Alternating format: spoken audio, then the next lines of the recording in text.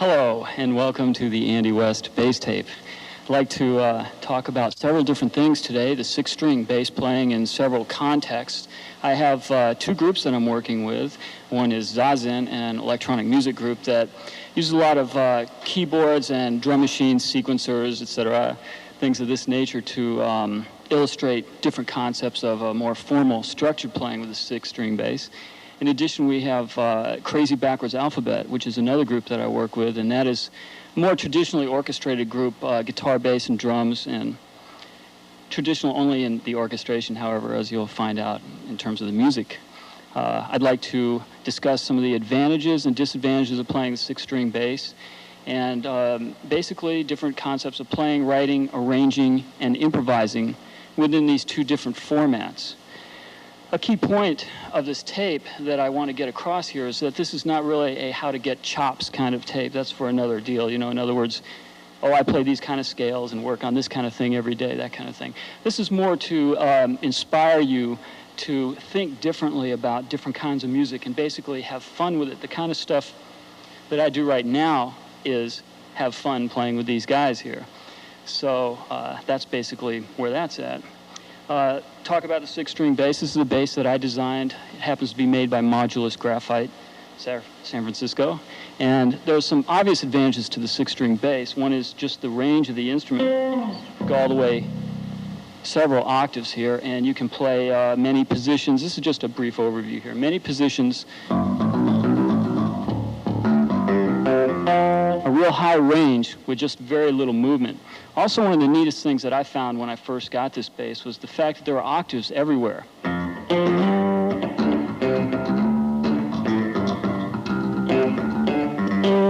You know, you can get that sort of 8-string bass kind of concept.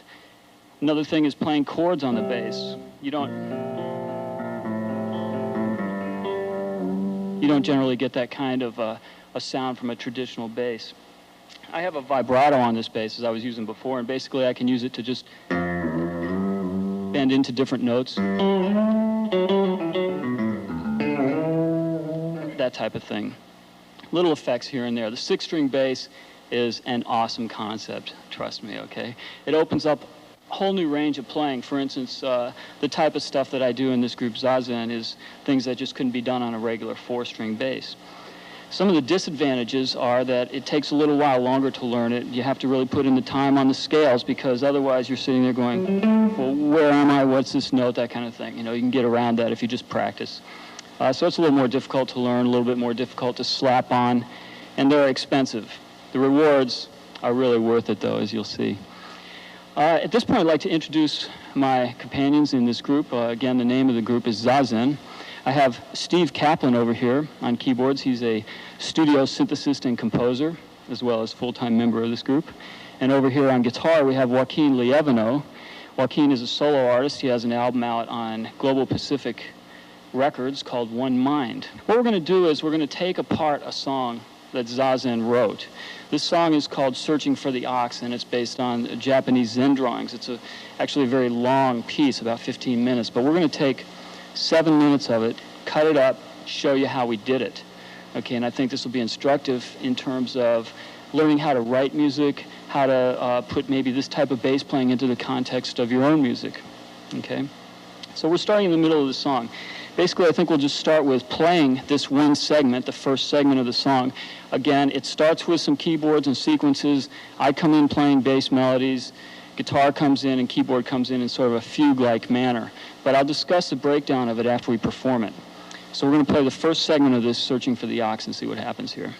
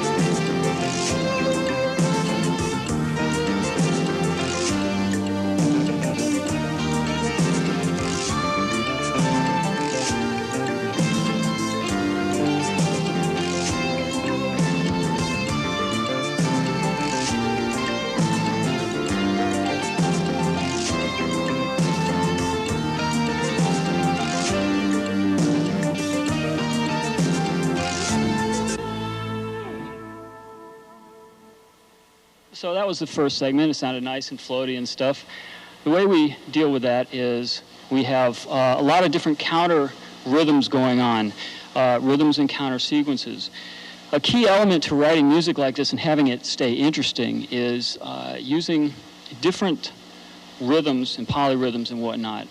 One of the things about this piece is the tempo stays the same throughout the whole piece from the beginning to the end, but the pulse changes, so where you're feeling the downbeat and whatnot changes. This is a real easy way to make music interesting. For instance, on that part that we just played, it starts off with the sequences, upper sequences are playing in 3, basically. 1, 2, 3, 1, 2, 3, 1, 2, 3, 1, 2, 3. We add the drums to that, and the drums are in 4. 3, 4, 1, 2, 3, 4, 1, 2, 3, 4.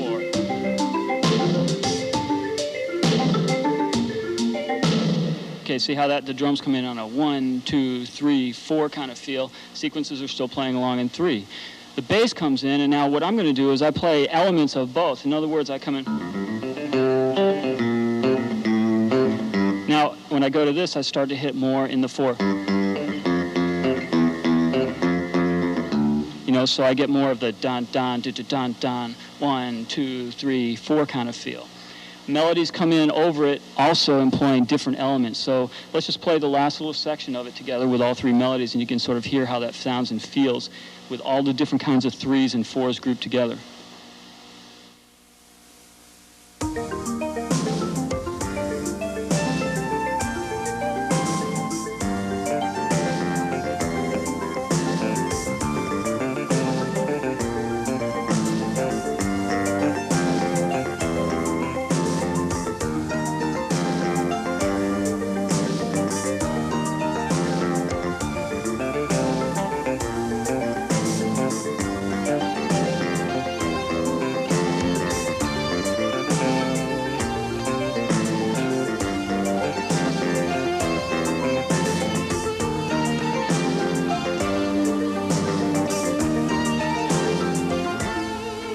Okay, so you get the point. That's how we do different kinds of 3s and 4s over each other, and yet it still maintains a real smooth kind of attitude throughout it. Okay, this next section that we're going to go to is basically in 3 sub-segments with a lot of pulse shifts and different timings. The drums go from that 4 to a slow, heavy 3 feel. Okay, so they're going 1, 2, 3, 4. Now they're going to go in the same pulse, 3s. Okay, the upper sequences maintain that high kind of floaty 3 feel. Why don't you play the upper sequences, please, Steve? 1, 2, 3, 1, 1, 2, 3, 1, 2, 3, 1, 2. Okay. Now the bass and drums on the bottom are playing a 1, 2, 3, 1, 2, 3. Okay, so you can hear that.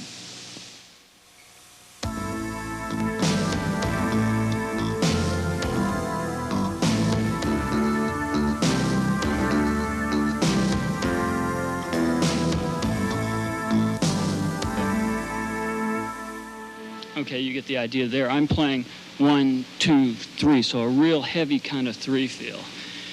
Okay, and when you put all of them together, again, you get more of a floaty aspect to the whole thing, and it comes along together. So why don't we play all that part, just that little segment, sub-segment together.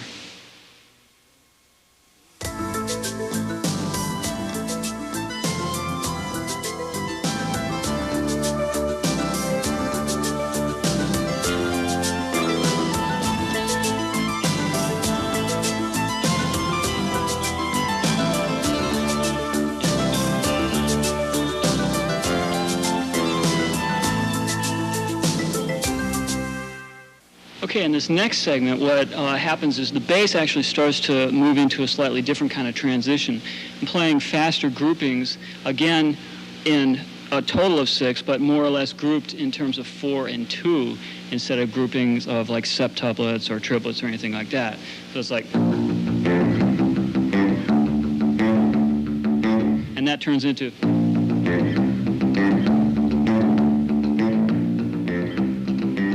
As opposed to... Okay, so you get that last one was more along the 4 and 2 lines. So you get the idea. You can basically move a feel just by where you're placing accents.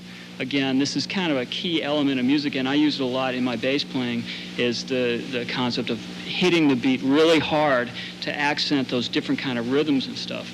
Another thing that happens in the music that we do, we use the sequencer to double the bass a lot on the low end so that I can play more high lines and not lose any of the body. I can play some of this stuff down low, obviously, but sometimes it sounds cleaner just to have like a nice low tone, and then I can play more notes up on top and improvise over it without getting in the way of the lowness. So that sounds like this. We'll just play this little segment here, and I'll just play along with drums, bass, synthesizer, and bass guitar before we do the whole thing.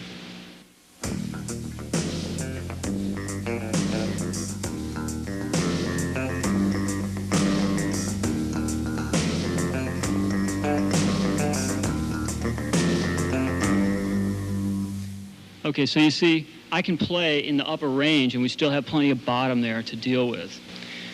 Okay, in this next segment, what we're going to do is the bass is going to play with a very heavy cross rhythm kind of feel. I have to count differently from the way the drums are playing. Okay, so the drums are playing with a certain kind of feel, but I'm going to count differently over that. The beat that I'm playing against is actually only implied, so there's no instrument that's really doing this. I have to feel it, okay? Now what that does is it gives a much more dynamic kind of excitement to it because the bass is actually playing against something that's not there. We're going to illustrate this. Steve is going to play the hi-hat live with just quarter notes, okay? So he's going to be playing a live pulse that's not there on the basic track, but just so you can see how I'm feeling the time. And then when we play the whole section together, while it sounds like this whole thing is just sort of exploding time-wise, I'm actually locking into a pulse that I'm feeling and counting internally. The hi-hat on the drum part is actually in 3. So we're going to play this together, and it'll be just bass and drums. We'll add the other parts in later. They're, again, playing in a real straight-ahead kind of 3 feel over this real abstract bass and drum part. So see how this sounds.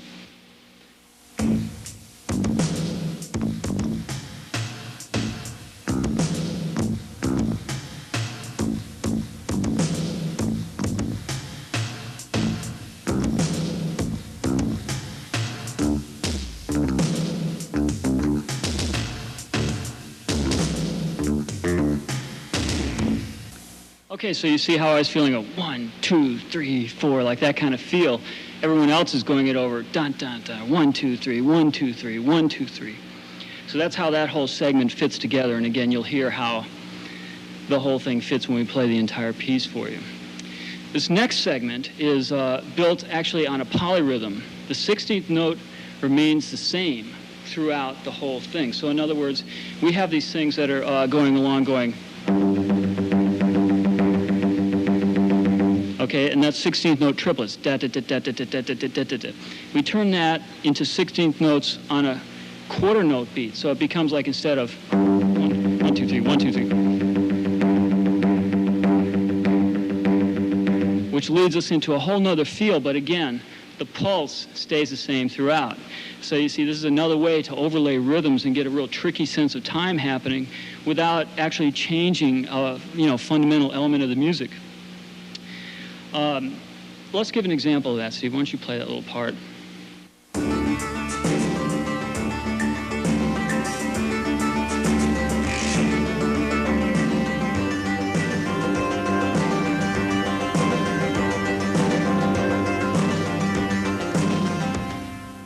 Okay, now you see how that led us from a 3 feel into a da-da-da-da. Okay, now I bet you thought we were in 4/4. Well, not really. This next section is designed basically just to fool you. You get into a groove, a real straight ahead kind of 4 feel with a heavy drum, just kind of pattern. But we start overlaying all these different times to it. Now, what you should notice about this next section is how natural it feels. It's definitely a pulse, definitely a groove, but we're going to play all these odd times over it. One of the keys to using odd times effectively is to make them sound natural.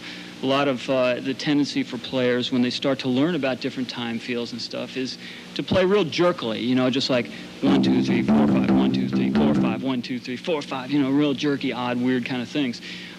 That's a great way to learn, but then when you start to incorporate it into your music, you want to make it more musical, more natural. So what we do in this section is we have the drums hitting a real heavy 2/4, okay? The bass, which actually I found out later, we sort of wrote this together, and I just started playing this line, as it turns out, is in 13/8. A chord pattern fits over it in 13/4. So what that means is that every 2 times through the chord cycle, we end up on 1 together with making a complete kind of phrase. Okay, so let's see how that fits together. We're going to just start with the drums. I'll come in with the bass, and then Steve will add in the chords, and you'll see how everything fits together and still gives a real heavy groove, real heavy pulse to it all. Basic 1, 2.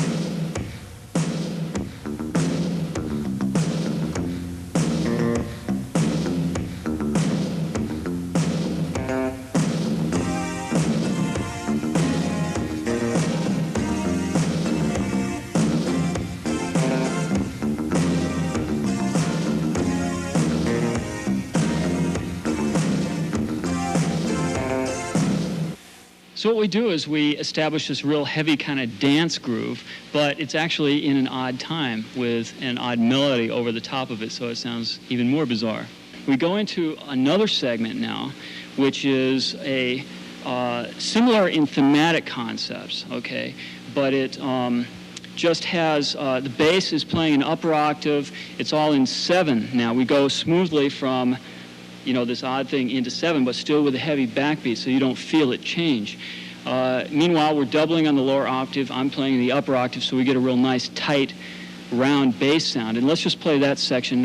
It'll just be bass, lower bass on the synth, and drums, just to give you the feel of what we're going into. And this is all in 7.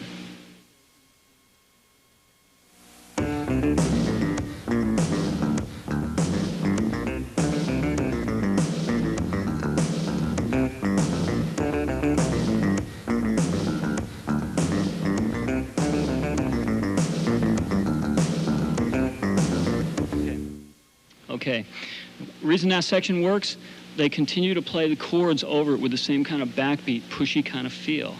Okay, and that all works to lend credibility to a smoothness that's actually not there because this part is in 7. This leads us into the final segment of the song, which is a really interesting section.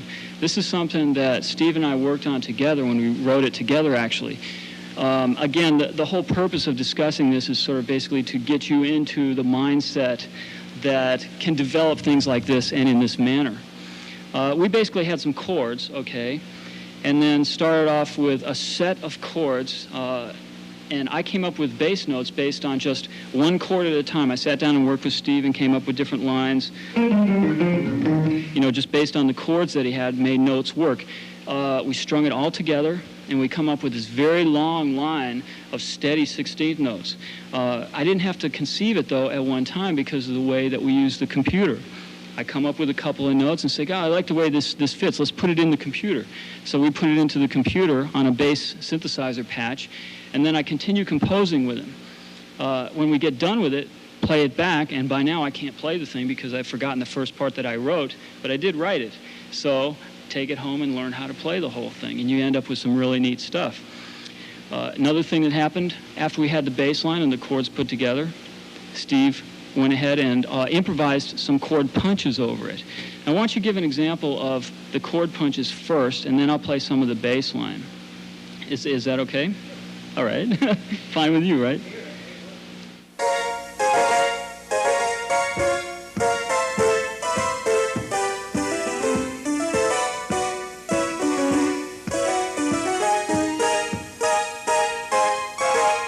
That's great. What that points out is there's a lot of punchy little 16th note things, okay? So what we did then was we took out key bass notes that were hitting at the same time as the chords. And this gave this kind of effect, you know, like you've got down, low notes, and then chord punches with no sound, and then down, low notes. We didn't take out all the bass notes, but just on the downbeat of his little stabs and whatnot. Doubled that with a lower octave. I play in an upper octave. He plays the chords, and it sounds really cool.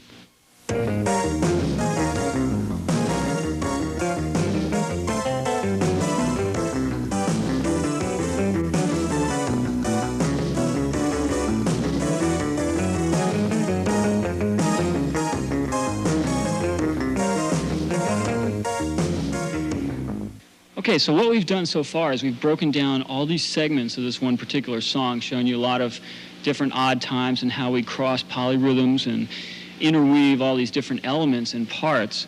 Now we're going to put it together in a complete song and perform it as a group. And this song is actually a segment of a larger piece called Searching for the Ox. So we're going to start in the middle again and play the entire piece right now.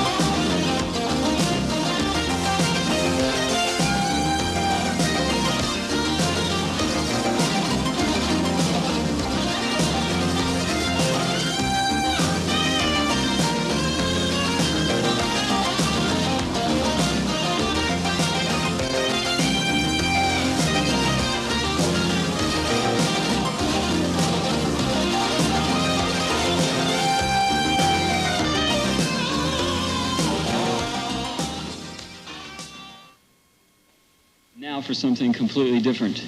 What we have here is a band that's called Crazy Backwards Alphabet, composed of 3 musicians. On guitar, we have, from the Guitar Player Advisory Board, Mr. Henry Kaiser, and he's going to be playing the guitar. On drums, we have John French, a.k.a. Drumbo, formerly of Captain Beefheart, presently of Crazy Backwards Alphabet. I should explain something about the concept behind this group. We actually do this basically for fun. We have a couple albums out on SST Records, one called Crazy Backwards Alphabet. And the idea is that we play amongst each other and freely with each other. It's a little bit different than the previous thing, okay? So what we do is we have, for instance, in the song we're going to perform now, it's got basically a structured head that moves freely within time. Remember on the other stuff where we're going real solidly counting and whatnot, this has a different kind of approach where we'll do hits based on, okay, we start here and we go to this point and that kind of thing, but it's all very planned out, at least in the, melodic head of the song. At that point, after we do the head, we go into more free-form improvisation. Now, the thing about this is it's real easy for people when they improvise in a rock format to just get into a real noise or just do a traditional blues. We kind of get out of that with this. I play my solo based around a tonal center, and basically I start off and lead the guys. They're following me, sort of the moves that I make in a graphic sense. Eventually, they start to push in from behind, and it just goes into whatever kind of direction that we want it. And you'll see a lot of interplay amongst us, and that's basically what I want you to look for on this performance, is that interplay, that kind of relationship that develops in a live performance. Okay, so this song is a tune which is called Dropped D. It's on our album, and it's written by a person named Bob Adams. So without further ado, we'd like to perform this song for you. Check out, again, the relationship between the bass and drums at the beginning of the solo where I'm sort of leading them along, and then they start to push in over it, and we go into some interesting places.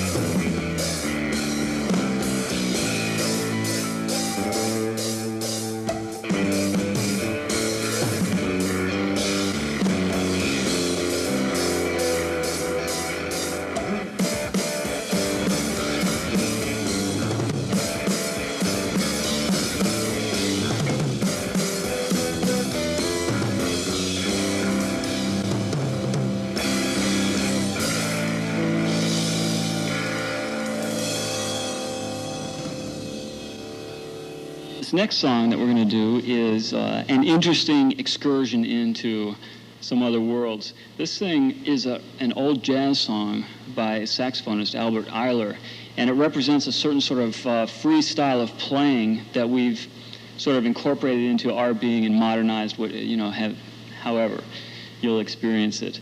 The concept behind this song, by the way, is called Ghosts, is that we have sort of a nice little ditty melody that we start off with, and Henry and I are playing back and forth very freely. I mean, we're just basically outlining the shape of the melody. It's not really concerned with timing and stuff like that so much as it is with just a feel, outlining the shapes.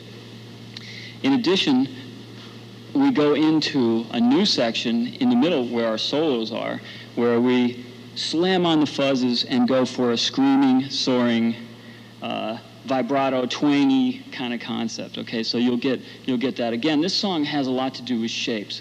So what I'm trying to get across here is that there are some other ways to approach music, and you can incorporate them however you will. Before we do this, I'd like to say thanks to the folks at Backstage Pass and to you for checking out this tape, and I hope that it's given you some insight and some new viewpoints. That's mainly all we tried to do here. So that's the deal, and this is called Ghosts.